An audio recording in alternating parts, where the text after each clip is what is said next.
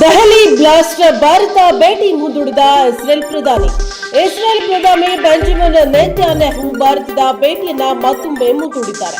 ಈ ವರ್ಷದ ಕೊನೆಯಲ್ಲಿ ಪ್ರಧಾನಿ ನರೇಂದ್ರ ಮೋದಿ ಅವರನ್ನ ಭೇಟಿ ಮಾಡಲು ಉದ್ದೇಶಿಸಲಾಗಿತ್ತು. 2 ವಾರಗಳ ಹಿಂದೆ ನವದೆಹಲಿಯಲ್ಲಿ ನಡೆದ ಭೀಕರ ಭಯೋತ್ಪಾದಕರ ದಾಳಿಯ ನಂತರ ಭದ್ರತಾ ಕಾರಣಗಳಿಂದಾಗಿ ಈ ಭೇಟಿ ವಿಳಂಬವಾಯಿತು. ಈ ವರ್ಷ ಇಸ್ರೇಲಿ ನಾಯಕ ಭಾರತಕ್ಕೆ ತಮ್ಮ ಯೋಜಿತ ಭೇಟಿಯನ್ನ ರದ್ದುಗೊಳಿಸುತ್ತಿರುವುದು ಇದು 3ನೇ ಬಾರಿ. ಇದಕ್ಕೂ ಮೊದಲು ನೆತನ್ಯಾಹು ಸೆಪ್ಟೆಂಬರ್ 9ರಂದು ಭಾರತಕ್ಕೆ 1 ದಿನದ ಭೇಟಿಯನ್ನ ರದ್ದುಗೊಳಿಸಿದ್ದಾರೆ. ರಾಜ್ಯದಲ್ಲಿ ಮತ್ತೊಂದು ರಾಕ್ಷಸ ಕೃತ್ಯ, ದೇವರಿಗೆ ಬಿಟ್ಟ ಗೋವಿನ ಕಾಲು ಕೊಡಲಿಯಿಂದ ಕಡಿದ ಪಾಪಿಗಳು.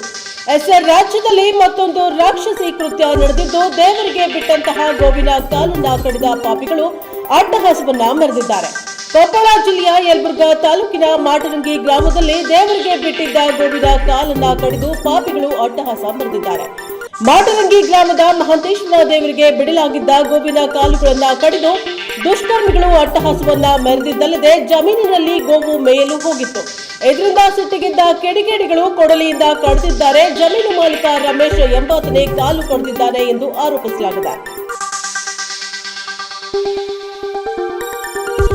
ಕಾವೇರಿ ಪ್ರಾಧ್ಯಾಪಕ ಡಾಕ್ಟರ್ ಸುಭಾಷ್ ಚಂದ್ರ ನಾಟಿಕರ್ ಮನೆ ಮೇಲೆ ಲೋಕಾಯುಕ್ತ ದಾಳಿ.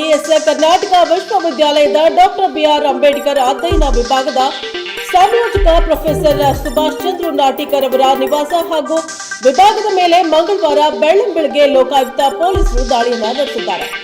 ಇಲ್ಲಿನ ಶಟರ್ ಕಾಲೋನಿಯಲ್ಲಿ ಮನೆ ಹೊಂದಿರುವ ನಾಟಿಕರ್ ಅವರು ಕೊಪ್ಪಳದ ತಾಳಿಕೋಟೆಯಲ್ಲೂ ಸ್ವಂತ ಮನೆಯನ್ನ ಹೊಂದಿದ್ದಾರೆ. 2 ಕಡೆಗಳಲ್ಲಿ ಏಕಕಾಲಕ್ಕೆ ಲೋಕಾಯುಕ್ತ ಪೊಲೀಸರು ದಾಳಿಯನ್ನ ನಡೆಸಿದ್ದಾರೆ. ಇದರ ಜೊತೆಗೆ ಕಾವೇರಿ ಸಮಾಜಶಾಸ್ತ್ರ ವಿಭಾಗ, ಅಂಬೇಡ್ಕರ್ ಅಧ್ಯಯನ ವಿಭಾಗದ ಮೇಲೆ ಲೋಕಾಯುಕ್ತ ಎಸ್ಪಿ ಸಿದ್ದಲಿಂಗಪ್ಪ ಅವರ ನೇತೃತ್ವದ ಪೊಲೀಸ್ ತಂಡ ದಾಳಿ ಮಾಡಿದ್ದು ಪರಿಶೀಲನಾ ಕಾರ್ಯ ಮುಂದುವರೆದಿದೆ. ಕಾವೇರಿಯ ಮೌಲ್ಯಮಾಪನ ಕುಲಸಚಿವ ಸ್ಥಾನಕ್ಕೆ ಪ್ರೊಫೆಸರ್ ನಾಟಿಕರ್ ಅವರ ಹೆಸರು ಇತ್ತೀಚೆಗೆ ಕೇಳಿಬಂದಿತ್ತು. ಇಥಿಯೋಪಿಯಾದಿಂದ ದೆಹಲಿ ತಲುಪಿದ ಜ್ವಾಲಾಮುಖಿಯ ಬೂದಿ.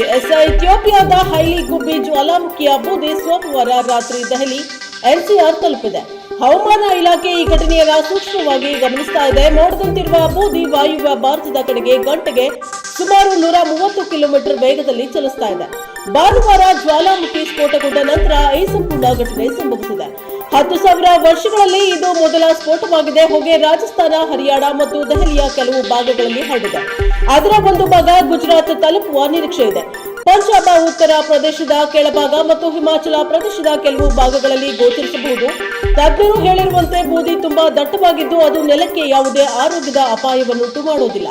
ಆದರೆ ಕೆಲವು ಕ್ಷಣಗಳು ಬೀಳಬಹುದು. ಸೂರ್ಯ ಉದಯಿಸುವಾಗ ವಿಚಿತ್ರ ಬಣ್ಣಗಳಿಂದ ಗೋಚರಿಸಬಹುದು. ವಿಮಾನಯಾನ ಸಂಸ್ಥೆಗಳಿಗೆ ಎಚ್ಚರಿಕೆಯನ್ನ ನೀಡಲಾಗಿದೆ.